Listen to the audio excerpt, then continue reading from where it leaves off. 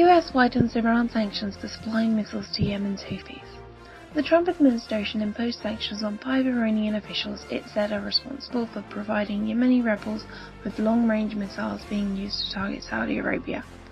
The US action on Tuesday is part of a broader White House strategy to isolate Iran and rein in Tehran's support for proxies involved in conflicts across the Middle East. BP halts work on North Sea gas field due to reintroduction of US sanctions on Iran. BP has had to halt work on one of its North Sea gas fields due to the reintroduction of US sanctions on Iran in the wake of Donald Trump's decision to withdraw the US from the Iran nuclear deal. BP owns 50% of the Rhum gas field, while the Iranian Oil Company holds the other half. The company said, BP has decided to defer some planned work on the Rhum gas field in the North Sea, while we seek clarity on the potential impact on the field of recent US government decisions regarding Iran. Poland breaks with EU on Iran deal, plans to defend US stance. Polish leaders are planning to defend the US government's withdrawal from the Iran nuclear deal within the European Union, while the decision has been strongly criticised. Prime Minister Mateusz Morawiecki said Tuesday that Poland wants to be an informal go-between and to explain to EU members and US officials the positions of each other. Iran truck drivers strike in more than 70 cities across 24 provinces.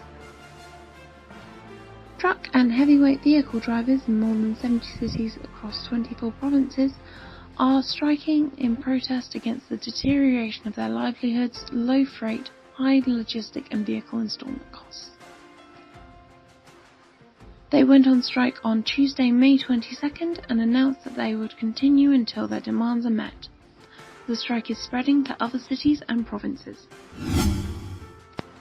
No evidence that detained Iranian environmentalists are spies. An Iranian regime panel has concluded that there is no evidence against environmental activists rounded up on spying charges in recent months, the country's environment chief says.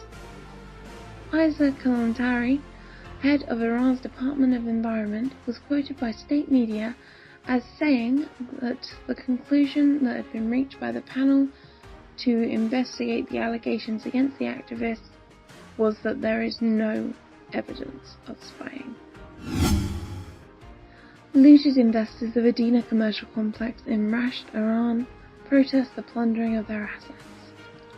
On Tuesday, May 22nd, the looted investors and buyers of the Edina commercial complex in Rasht, Iran, gathered to protest the plundering of their assets.